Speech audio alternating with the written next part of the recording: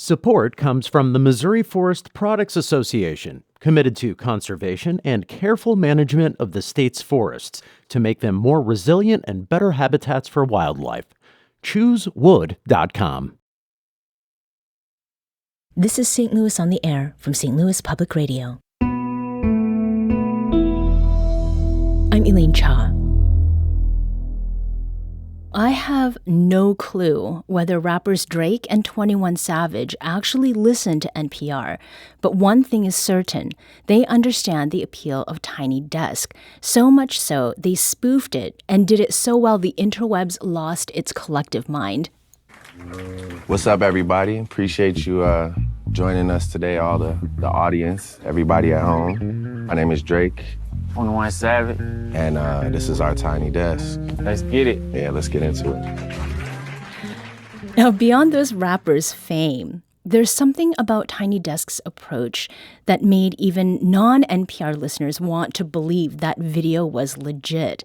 And right here in STL, there's a series called Sessions of St. Louis that leverages Tiny Desk's stripped-down, get-close vibe to spotlight local artists making some damn good music.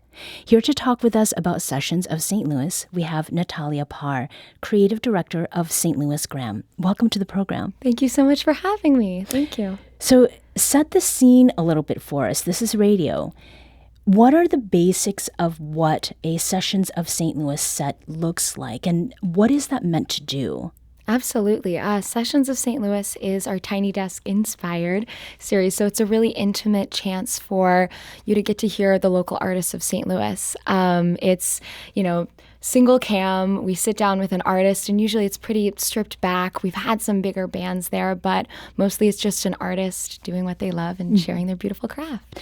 And how is it that Sessions got started, and why? Absolutely. So Sessions started a couple months ago, actually nearly a year ago. Our founder of STL Bucket List, Lucas, and I were sitting in Hilo Cafe taking a meeting, and we were looking at the wall, and there's this west-facing wall, and it has this backdrop that looks just like the Tiny Desk backdrop.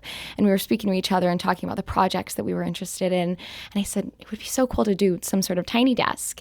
And, I'm really lucky in the sense that Lucas is very encouraging, and he's like, why not? We should just do it. And so within a month, we had set up a time to film, and Kinfolk and them were our first artists, and they're an incredible local collective. And we filmed it and put it out a couple months later. Right. So that was the beginning. Absolutely. As far as partners or collaborators go, who have you worked with? You've mentioned STL Bucket List, Yes. which is kind of the home of this. Yes. What other organizations around town or even individuals have you talked with to bring this to fruition? Absolutely. The wonderful Kranzberg's Arts Foundation very kindly gifted us the space of the Hilo Cafe. They were wonderful partners. Recently, we've collaborated with Master Camp, which is a local artist incubator series by the incredible mastermind. Mm-hmm. Many people know We've him. had him on the show talking about it. Yeah. Yeah, he's absolutely amazing. And so we've spent the last 2 episodes, and we have one more episode coming out with Master Camp, specifically focusing on those Master Camp artists. And also filming it inside his space in South City, which is the Gem. Yeah. So it's the Gem and then Hilo Cafe. Yes. And when you're talking about that backdrop, it's like a wall of books. Yes. Right? And art. It's beautiful. Right. It's beautiful. So insofar as the locations go, are you going to be looking for other places, or will the home of Sessions of St. Louis be between these two venues? We've been open to discussions about doing it in different places. We always seek to have collaborative partners in it. So if a partner comes to us, or if an organization comes to us and they've got an idea or a space that they want to film it in, we're more than happy to bring Sessions to life everywhere. Mm-hmm. Now, one of the most recent Sessions videos that posted to St. Louis Gram's YouTube account features singer-songwriter Alexia Simone at the Gem studio. Yes. Here's a sample of Alexia's opening song for the performance of A Beam of Black Light. Down a slide, down a ride, do anything for my people. Through the years, but sweat and tears, I'm trying to fight to be equal. I wanna fly away like an eagle, turn us into slaves, even though our blood's regal. I never leave my people, I can never leave my people. One time, for the people, we do it for the people. One time, for the people, we do it for the people. Afro braids, bald head fades, weaves and waves. That's when you see us, eyes and lips, nose and hips, melanated to the tips. The things we can make, the way we create, how we bust a move, how we make a groove, the walk, the talk, the swag, the drip, copy and paste, but you can't do it like this. Down the slide, no, I'm down to ride. I'd do anything for my people. Through the years, but sweat and tears, I'm trying to fight to be equal. I wanna fly away like an eagle, turn us into slaves, even though our blood's regal. But I can never leave my people, I can never leave my people. And that is A Beam of Black Light by St. Louis musician Alexia Simone. And we have Alexia also in studio with us now. Alexia, welcome to St. Louis on the Air. Hey, thank you so much for having me. So I watched the video a number of times, and there is a definite feel. How did it feel for you in that moment, performing in that sort of single cam, stripped down backdrop? Honestly, terrifying. But that's only because, you know, you want it to be right. It's very intimate, cameras in your face, but it's really important to kind of, you know, block it out. What are you here to do? You're here to sing. You're here to provide the vibe, give the performance. So I think once I kind of got away from the spotlight and the camera in my face, it felt like home. It felt very intimate. It felt like just a good space to express myself. So, yeah. And it was just one keyboard behind you, right? Yes, and me producer. and Cutta produced the entire A Beam of Black Light project, all the songs that I performed on my episode. So yes, it was just him and I. Like I said, it's super duper intimate. I usually would have like another band or a whole band. I would have like the bass, I would have the drums, so very stripped, if you will. Yeah. No, I mean, compared to what I heard on Spotify, what I see and feel from the video and that intimate setting is so different. Now, one of the things when Mastermind was here talking about his work and about Master Camp, he talked about stage presence and what it is like as a performer to spend all this time putting together the music, writing lyrics, but there's a lot of stuff kind of going on out in the crowd and sort of, you know, being mindful of that. Performing in that dedicated space, you said that it was terrifying. I mean, what about it was different from, say, if we had had that setup and there was an audience there? That's terrifying too, because I think it was a little different though, because when I'm on stage and again, I have a full band with me, there's the adrenaline, there's the rush, I'm anxious, I'm excited. So it's kind of moving a little bit fast. So to finally be in a space where all the noise was quieted and it's like, okay, it's me. I'm here with myself. I'm here with Cutta. We're about to do the thing. That's cool. And kind of, to get like really centered. It was amazing. It felt good. It felt real. It felt authentic.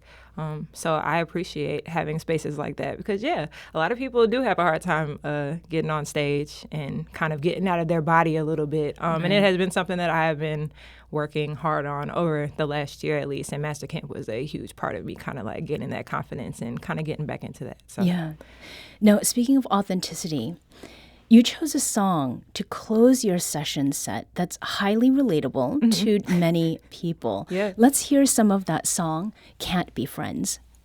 No, we can't be friends because you're so good. And now I know, no, we can't be friends, no, because we're so good. Hey, now you know, now I know, because even if we were, it doesn't matter no more, no. No, it doesn't matter to me. Say it is what it is. We done crossed that bridge, crossed that bridge. Cause if we were, it doesn't matter no more to me. Doesn't matter to me. Say it is what it is. No, we done crossed that bridge. No going back no more. No, I ain't going back. I ain't going back no more. I ain't going back no more. No more. You know I ain't going back no more. No more. No, we can't be friends. No, we can't be friends no more. Yeah. Ooh, yeah. No, we can't be friends. So that is Can't Be Friends by Alexia Simone. So, Natalia, you've been sitting here, you were listening, you were there for the recording of this session. In hearing what Alexia has said about her experience, how does that capture what Sessions of St. Louis was created for? Yeah. I mean, Sessions serves to be kind of a music catalog for St. Louis. So we want someone to be able to go to Sessions and ask, what does St. Louis sound like, and really be able to look through and find incredible people like Alexia who are, coming in and making beautiful music. And I'm sorry that it was terrifying. It was kind of terrifying. I'm just an anxious wreck myself, so please don't. It's the good kind of scary. Exactly, the definitely. good kind of scary. And it was so beautiful, and she was absolutely amazing. And it was magical getting to be in the room with her because she's just so talented. Yeah. And with that song in particular, what you were talking about, Natalia, about it being a sort of a St. Louis catalog of musicians, and then being able to maybe reach people that you hadn't before. Did you choose Can't Be Friends because it's relatable? Definitely. Okay. And as I've performed it over the years, it's definitely been a song that people relate to. It's a good call and response, song as far as it is what it is. We didn't cross that bridge. I get a lot of that feedback, which is really cool. Yeah. Well, it is super duper relatable. I'm sure everybody in life has experienced that at one point. So, yes. And one of the producers, Maya Norfleet, had the question,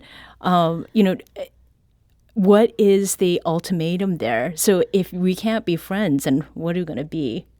Nothing. Nothing? You can follow me on social. You can like on my page if you want to, but stay over there and I'll be over here. This isn't going to work. I mean, it depends. It depends on how the relationship fell out. And together. Seeing your performance of it also sort of drove home. It sounds like a song where you are maybe trying to convince yourself, like as the singer, Yeah. As much as you're speaking to the partner involved. Definitely. What is one thing, Alexia, that you came away from your overall sessions experience with that you find yourself either thinking about or doing since? The sound in general. I think, to your point, you said when you listen to it on Spotify versus when you watched the session and heard the music from there, or even if you've seen me perform live and have like the full band, I think what I've always taken away from it and what other people have taken away from it is the sound and the feeling, and to be able to create different sorts of feelings, different sorts of vibes and places. So Can't Be Friends, for example, very upbeat, very hip hop, but could have jazzed it up in the St. Louis, the Sessions of St. Louis. So I'm like, okay, like this is cool. This can take on a lot of different lives. Right, if it wanted right. to. Technically, it could reach a lot of different people. And I think that's really cool. Yeah. That music can kind of be fluid in that way. Right. Yeah. And I think it was after the third song you said, "This is beautiful." It just kind of and it real. really was. Absolutely. And it was great to experience that.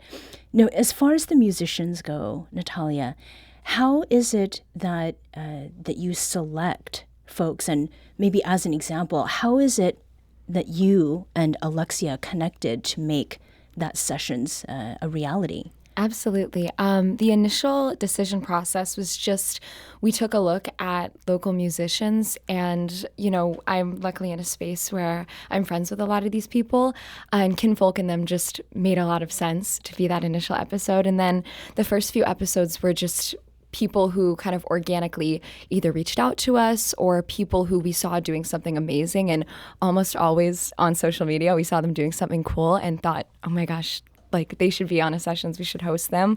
And then with Master Camp, Mastermind actually curated these artists for these 3 episodes. First we had Darkwood, then Alexia, and then our third artist, which we have not announced yet, but I'm excited to.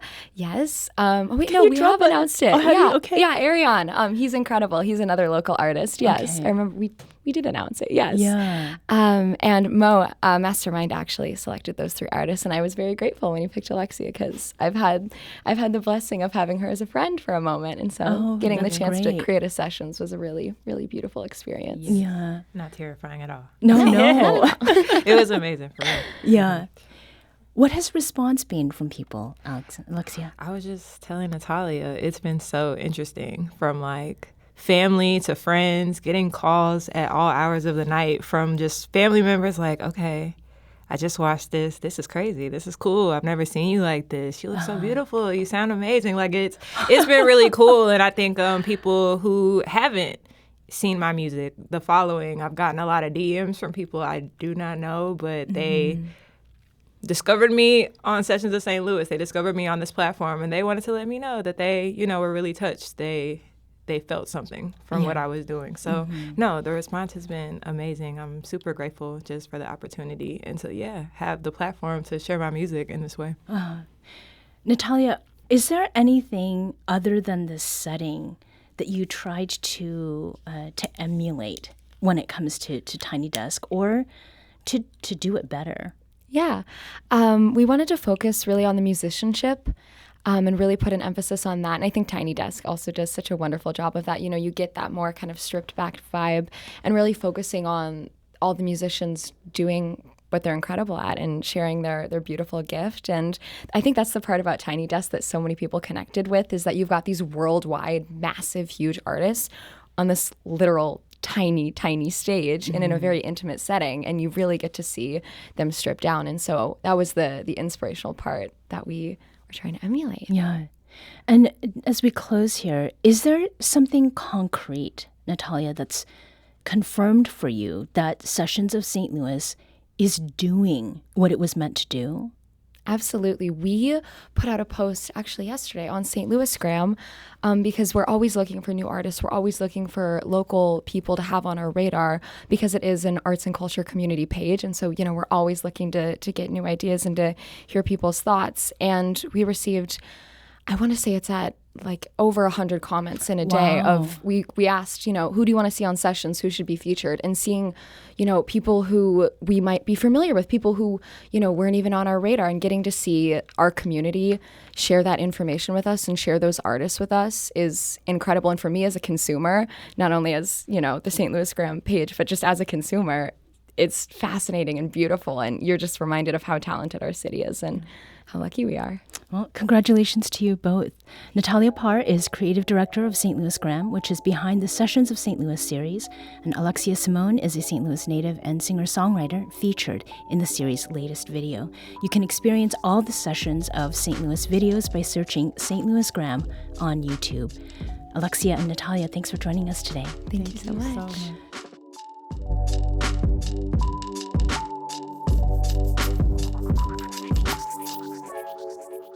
This episode was produced by Maya Norfleet. Our audio engineer is Aaron Dorr. This podcast was mixed and edited by Aaron. Our executive producer is Alex Hoyer. St. Louis on the Air is a production of St. Louis Public Radio. Understanding starts here. St. Louis on the Air proudly supports local artists by using music from Life Creative Group. Do you find yourself regularly listening to episodes of St. Louis on the Air? Suggest us to a friend you think might enjoy our conversations, and leave us a review and rating on Apple Podcasts on the App Store. It's the simplest way to help people discover our show. Thank you. St. Louis Public Radio is a member-supported service of the University of Missouri St. Louis.